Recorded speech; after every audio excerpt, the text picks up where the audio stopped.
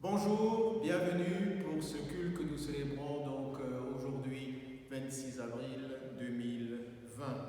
Que la paix de Dieu règne à présent dans notre cœur. Amen. Nous sommes invités à découvrir aujourd'hui comment le Christ fait route avec nous, même si nous ne le reconnaissons pas. Il nous accompagne dans tous les moments sombres ou lumineux de notre vie. Et comme pour les disciples d'Emmaüs, il nous fait comprendre les Écritures, que notre cœur à présent soit brûlant en nous pour accueillir sa parole vivante. Amen. À toi, notre louange et notre action de grâce, Dieu très haut, car Jésus rejoint ses disciples sur la route. Il leur apprend à déchiffrer sa parole, à croire en l'impossible, à sa victoire sur la mort, à sa victoire sur la nuit. C'est lui que chantent les psaumes, c'est lui dont parlait Moïse, c'est lui que les prophètes annonçaient. Il lui fallait souffrir pour entrer dans sa gloire.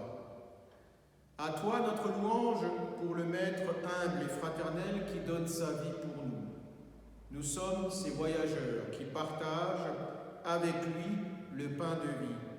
Nos cœurs ont été visités par l'amour. Nos yeux se sont ouverts sur les clartés de Pâques et nous croyons que tu es le Dieu saint qui l'a ressuscité. C'est pourquoi mettons notre joie et confions ce moment de prière et de louange à lui, car nous le savons, Jésus fait route avec nous. Prions ensemble. Dieu notre Père, nous avons souvent du mal à discerner les signes de ta présence au cœur du monde.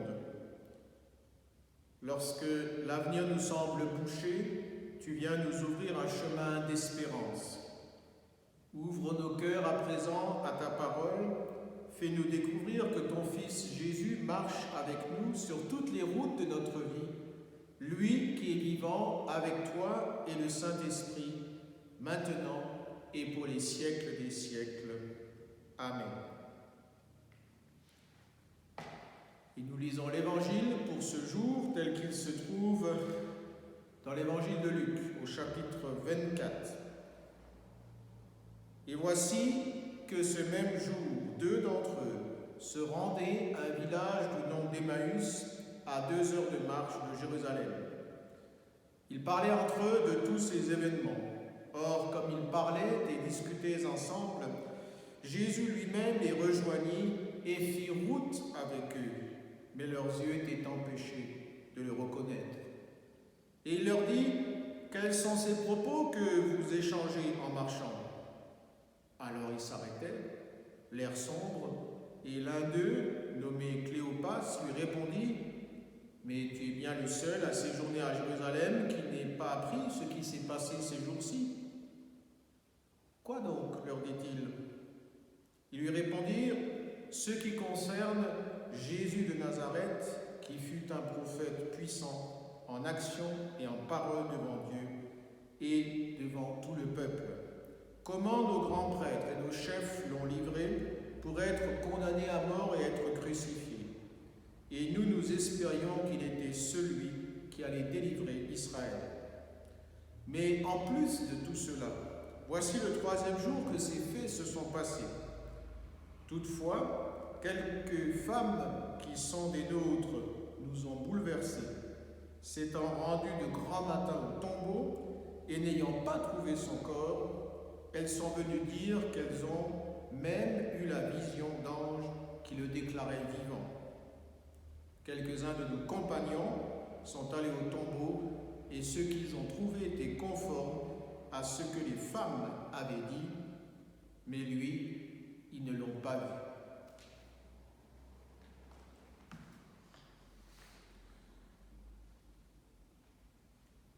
Je dois vous avouer, chers frères et sœurs, que j'ai particulièrement un faible pour ce texte. Notamment, nous découvrons comment 2 hommes sont sur un chemin. Nous savons aussi qu'ils sont troublés, ils sont tristes. Ils se retrouvent là, un peu perdus sur ce chemin, Parce que la nouvelle de la résurrection est certes venue, ils l'ont apprise par les femmes et corroborée par les disciples, mais ce n'est pas l'explosion de joie qu'on devrait attendre. Ils ont le témoignage des femmes, et puis ils ont un tombeau vide, loin peut-être de leur imagination, loin peut-être aussi de leur rêve d'une libération concrète, visible et nette. Jésus les rejoint sur ces chemins. C'est curieux, n'est-ce pas, un troisième personnage qui va s'immiscer dans leur discussion en leur posant la question « De quoi discutiez-vous donc ?» Et les disciples ne se font pas prier. Tout de suite, ils parlent des événements qui se sont passés. Ils font un résumé à celui qui était pourtant le premier concerné par tous ces événements. Il entend la version des disciples et un peu plus loin dans le texte, nous allons entendre comment Jésus va leur expliquer que celui qui doit venir ne vient ni par les armes, ni par la violence, mais il vient tout simplement avec la certitude, la conviction de la libération.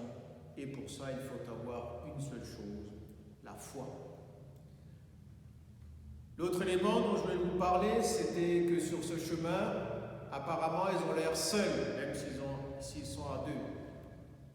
Jésus pourtant les accompagne, fait route avec eux, comme il fait route d'ailleurs avec chacun d'entre nous. Il nous arrive effectivement de ne pas le reconnaître, de ne pas le voir, de ne pas se rendre compte, mais sur ce chemin, il est bien avec nous, et tout particulièrement en cette situation pénible et difficile de confinement et pesante, Jésus est notre compagnon de route, attentif à la vie de tout homme, à la tienne, à la mienne.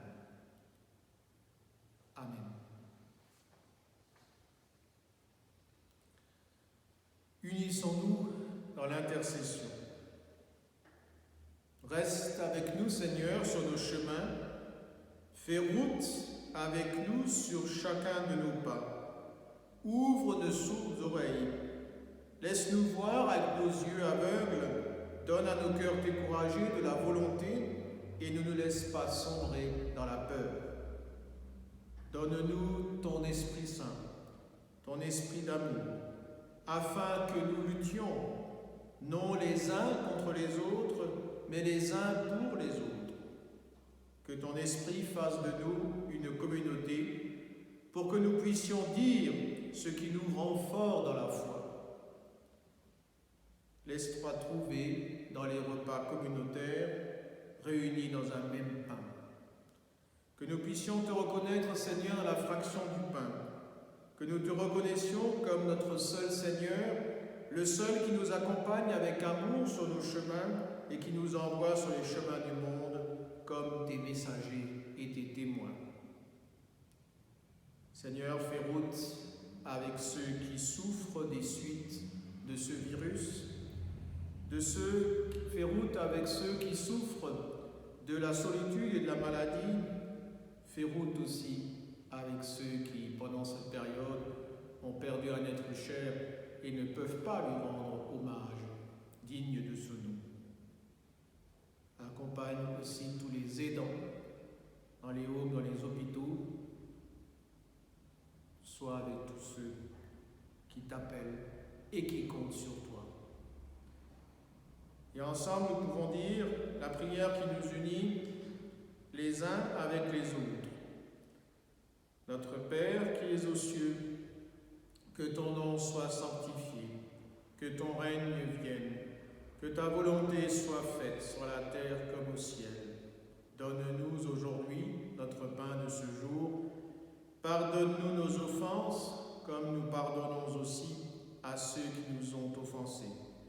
Et ne nous laisse pas entrer en tentation, mais délivre-nous du mal. Car c'est à toi qu'appartiennent le règne, la puissance et la gloire pour les siècles des siècles. Amen. Et allons avec la bénédiction de notre Seigneur Jésus-Christ. Seigneur Jésus, nous avons écouté ta parole et notre cœur s'est fait brûlant en nous. Nous faisons disciples d'Emmaüs, reste avec nous. Quand le soir semble tomber sur nos vies, viens nous illuminer de ta présence et nous irons annoncer la bonne nouvelle de ton amour, toi le vivant pour les siècles des siècles. Et que le Seigneur nous bénisse et nous garde, le Père, le Fils et le Saint-Esprit. Amen. Je vous souhaite un bon dimanche et surtout, prenez soin de vous.